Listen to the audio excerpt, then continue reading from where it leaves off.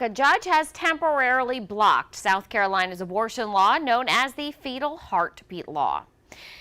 Now, this temporary block, it has many people wondering, or the fetal heartbeat law bans abortions after 6 weeks of pregnancy before most women know they are pregnant. There are exceptions for rape, incest, and to save the mother's life. The law also requires a doctor to perform an ultrasound for the mother before seeking an abortion.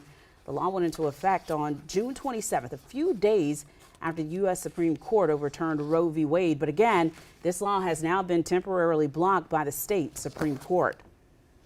And with this temporary block, it has many people wondering what options there are if somebody is looking to get an abortion now. News 19's Becky Buds takes a closer look into what abortion looks like right now in South Carolina.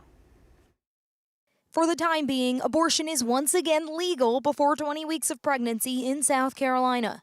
It comes after the state Supreme Court temporarily blocked the fetal heartbeat law, banning abortion around 6 weeks. The 20-week ban was state law prior to the legislature passing the 6-week ban last year. The South Carolina Supreme Court said, we're going to wait until we've been able to review how this statute can be seen as compatible with the right to privacy in the state constitution. Attorney Susan Dunn explains there are two rights of privacy in the state's constitution. One of them deals with search and seizure, and the one of them just deals with protection from government interference. She says while all 5 justices voted in favor of the temporary block, the decision gives no indication of the final ruling. Vicki Ringer with Planned Parenthood says Planned Parenthood's Columbia and Charleston clinics and the Greenville Women's Clinic are continuing to offer abortion care through the first trimester or at about 13 weeks. Right away, we have already started contacting patients from South Carolina who we've scheduled for North Carolina to let them know we can save them some time and travel.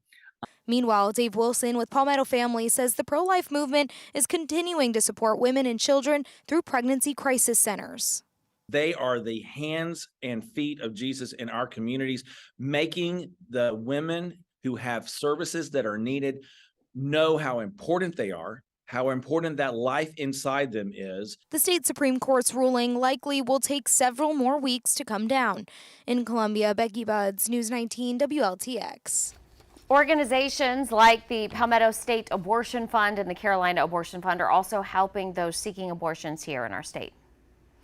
Earlier this week, the state Senate furthered their own discussion on abortion. They're trying to make it a stricter law here. The Senate's proposed legislation is known as the Equal Protection at Conception Act, and that would have no exceptions. It's a full ban on abortion. It also would means that those looking to get an abortion could be punished. The bill also would make it illegal to give a mom information about where she could go to get an abortion legally. It would also make it illegal, again, to aid a person who's trying to cross state lines to get an abortion. Earlier this week, a small group of House lawmakers gave their approval to a near total abortion ban that does not include exceptions for pregnancies caused by rape or incest, similar to the bill that's moving through the House. The bill does provide protections for the life of the mother and includes a number of health conditions that would allow doctors to perform the procedure. The bill does not criminalize South Carolinians seeking an abortion, but it does include penalties for those who perform the procedure. The House is expected to meet later this month to discuss their bill banning abortions except for the life of the mother.